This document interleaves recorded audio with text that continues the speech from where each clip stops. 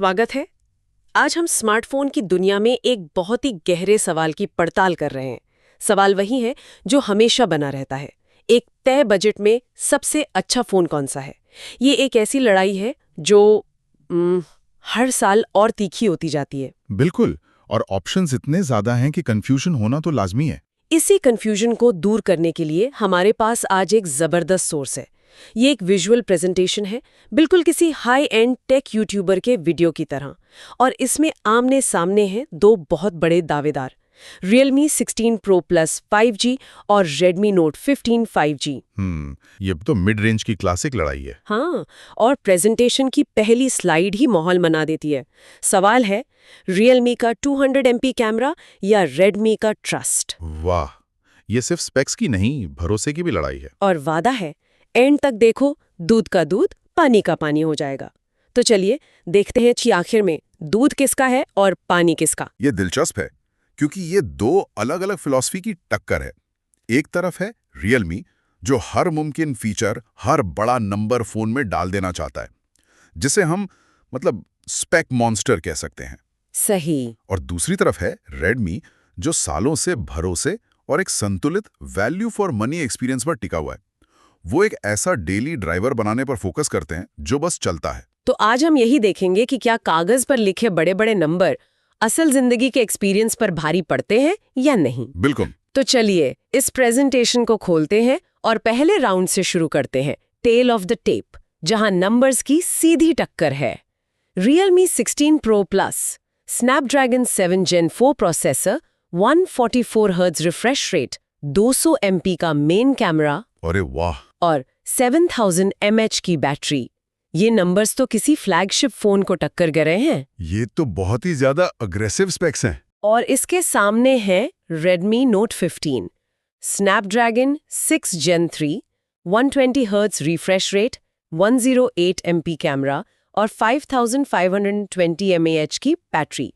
कागज पर तो ये थोड़ा पीछे लग रहा है। थोड़ा नहीं, काफी पीछे लग रहा है।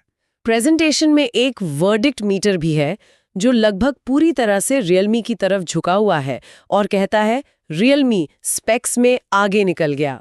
देखिए, ये जो प्रोसेसर का अंतर है, Snapdragon 7 Gen 4 और 6 Gen 3, इसे ऐसे समझिए जैसे एक शहर की सड़क और एक 8 लेन हाईवे।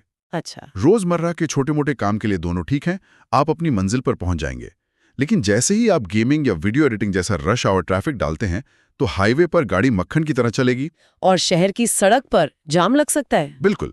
ये सिर्फ नंबर नहीं, ये परफॉर्मेंस की एक पूरी पीढ़ी का अंतर है। क्या बात है, ये तो बहुत सही एनालॉजी है।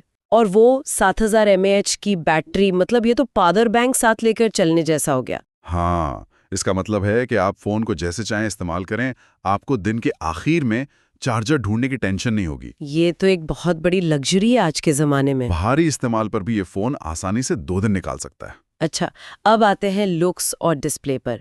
Realme की स्क्रीन 6.80 इंच की है और मक्खन स्मूथ 144 हर्ट्ज रिफ्रेश रेट के साथ।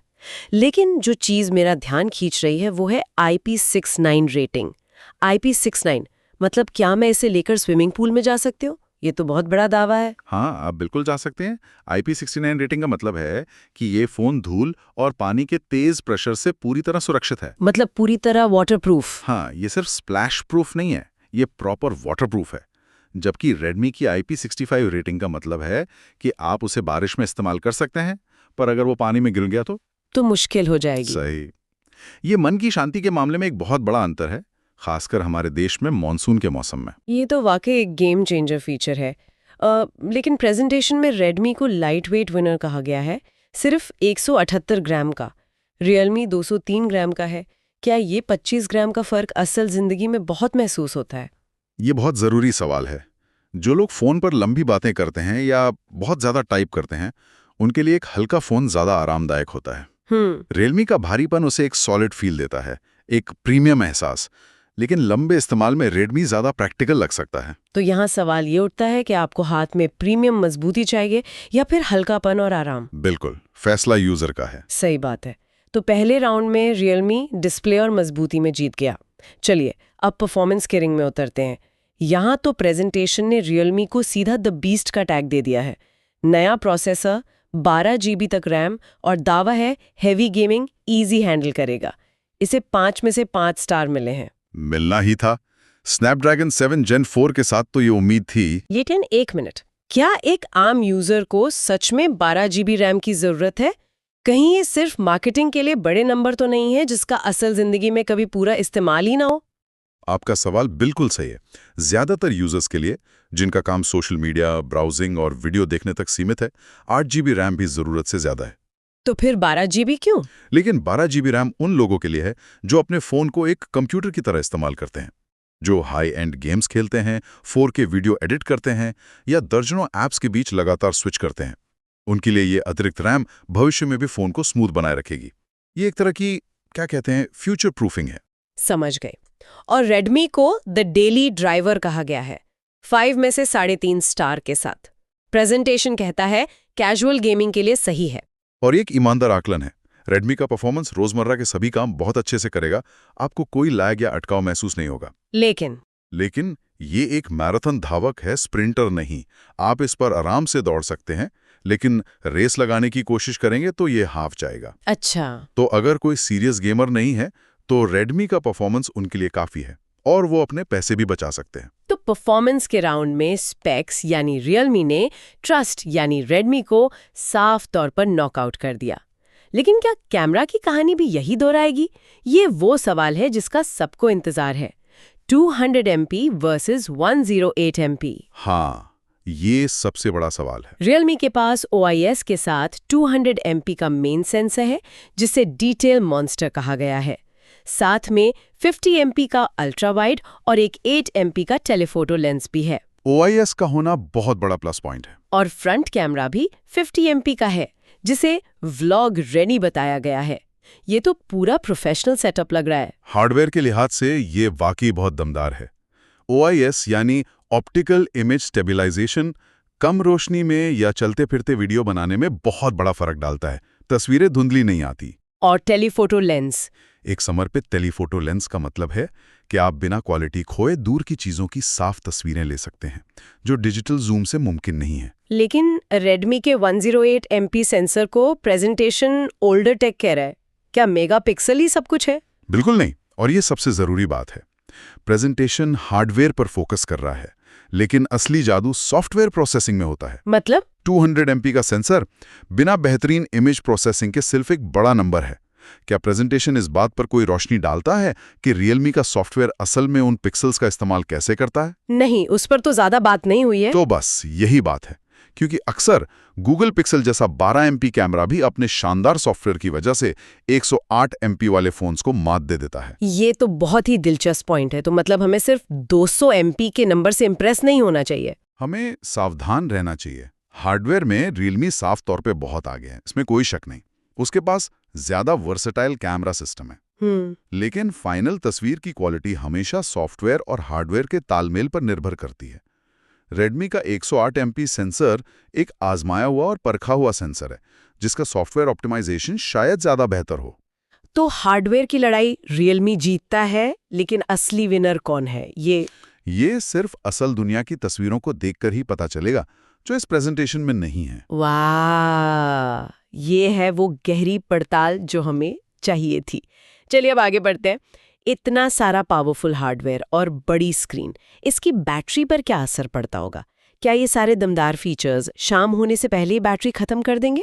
ये एक बहुत बड़ा सवाल है। यहाँ रियलमी फिर से एक बड़ा दांव खेलता है। 7000 mAh की मॉन्स्टर बैटरी, जिसके बारे में कहा गया है कि ये आसानी से 2 दिन चल सकती है। 7000 mAh और साथ में 80W की क्विक टॉपअप चार्जिंग, जबकि रेडमी की 5520 mAh बैटरी को स्टैंडर्ड प्लस और 45W चार्जिंग को थोड़ा स्लो कहा गया है। थोड़ा स्लो नहीं, 80W के सामने तो काफी स्लो है। फैसला साफ है, रियलमी का 7000 mAh कोई मजाक नहीं है, क्लियर विनर। यहाँ कोई बहस ही नहीं है। ये सिर्फ एक फीचर नहीं है, ये यूजर के फोन इस्तेमाल करने का तरीका बदल सकता है। सही बात है। 7000 mAh का मतलब है कि आप मैप्स, कैमरा, गेमिंग सब कुछ बिना किसी चिंता के इस्तेमाल कर सकते हैं। ये उन लोगों के लिए वरदान है जो बहुत ज्यादा ट्रैवल करते हैं। और 80W चार्जिंग, उसका मतलब है कि अगर बैटरी खत्म हो भी जाए तो 15-20 मिनट की चार्जिंग आपको कई घंटों का बैकअप दे देगी। सही है। अब आते हैं सॉफ्टवेयर पर।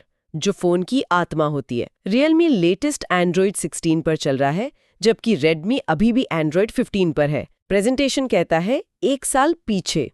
लेकिन क्या आम यूजर को इससे वाकई कोई फर्क पड़ता है? ज्यादातर लोग तो शायद नोटिस भी नहीं करते होंगे। शुरुआत में शायद ना करें, लेकिन लंबे समय में इसका बहुत फर्क पड़ता है। लेटेस्ट एंड्रॉयड वर्जन का मतलब सिर्फ नए वॉलपेपर या आइकॉन्स नहीं होते। तो फिर क्या होता है? इसका मतलब होता है लेटेस्ट सिक्योरिटी पैच, जो आपके डेटा को सुरक्षित रखते हैं।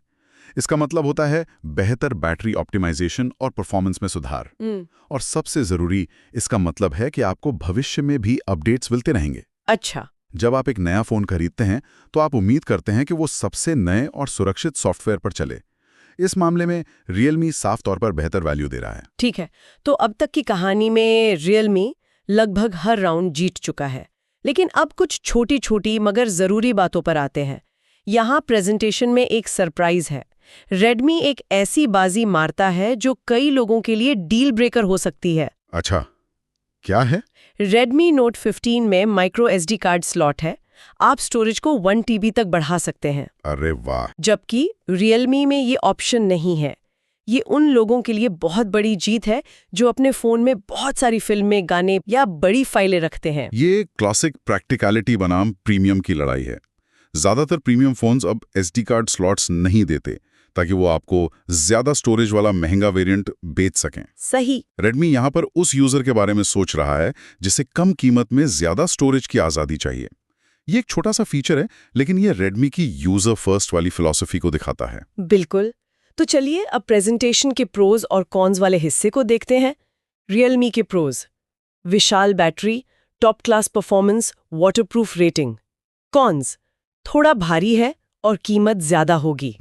Redmi के प्रोज: बहुत हल्का, रोजमर्रा के लिए अच्छी परफॉर्मेंस और वो जादुई माइक्रो SD कार्ड स्लॉट। और कॉन्स: धीमी चार्जिंग, पुराना प्रोसेसर और पुराना एंड्रॉयड। तो सारी बात घूम फिर कर यही आती है कि आप लेटेस्ट टेक्नोलॉजी, बेमिसाल पावर और वाटरप्रूफ जैसे प्रीमियम फीचर्स के लिए ज्यादा पैसे देने और थोड़ा ज्यादा वजन सहने को तैयार हैं। या फिर आपको एक हल्का, भरोसेमंद और प्रैक्टिकल फोन चाहिए जो आपके पैसे भी बचाए। यही है असली सवाल। और प्रेजेंटेशन भी इसी आधार पर अपना फैसला सुनाता है।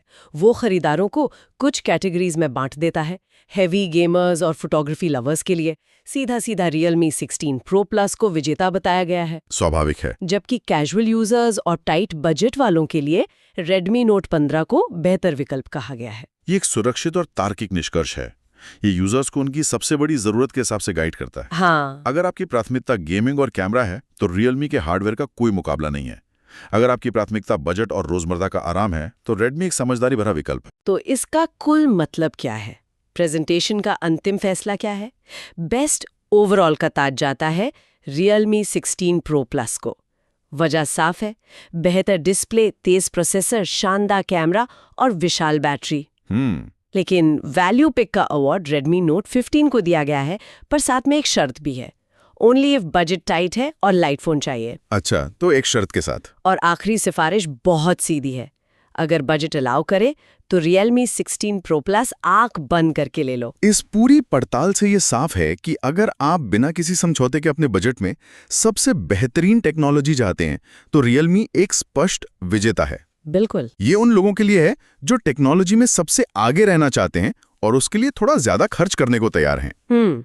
लेकिन यहां मैं प्रेजेंटेशन से थोड़ा अलग सोचना चाहूंगा। Redmi सिर्फ एक बजट ऑप्शन नहीं है। तो फिर क्या है? ये उन लोगों के लिए चॉइस है जो ब्रांड के भरोसे को स्पेसिफिकेशन से ऊपर रखते हैं। और यहीं पर हम उस पहले सवाल पर वापस आते हैं। हाँ। Realme का कैमरा या Redmi का ट्रस्ट। अच्छा। क्या एक ब्रांड के साथ सालों का भरोसा और अनुभव कागज पर मौजूद बेहतर स्पेसिफिकेशंस पर भारी पड़ सकता है? कई लोगों के लिए इसका जवाब हाँ होगा। सही बात है। वो एक ऐसे ब्रांड के साथ जाना पसंद करेंगे जिसने उन्हें सालों तक निराश नहीं किया। तो ये सिर्फ पावर और कीमत की लड़ाई नहीं है, ये नए जमाने के आकर्षक वादों और पुराने भरोसे के बीच की टक्कर है। वाह। और इस सवाल का जवाब हर खरीदार को अपने लिए खुद खोजना होगा। और शायद यही इस पूरी कहानी का सबसे बड़ा सार है। ये सिर्फ दो फोन्स की तुलना नहीं, बल्कि ये इस बात पर एक गहरी नजर है कि हम टेक्नोलॉजी खरीदते वक्त असल में क्या खरीदते हैं। सिर्फ फीचर्स या फिर एक भरोसा भी? एक सवाल जो सोचने पर मजबूर करता है, क्या होगा अगर भविष्य में स्पेसिफिकेशंस इतने अच्छे हो जाएं कि ब्रांड का भरोसा मायने ही ना रखे? या फिर क्या भरोसा हमेशा सबसे बड़ा फीचर बना रहेगा? ये वो सवाल है जिसके साथ हम आज की इस पड़ताल को यहीं खत्म करते हैं।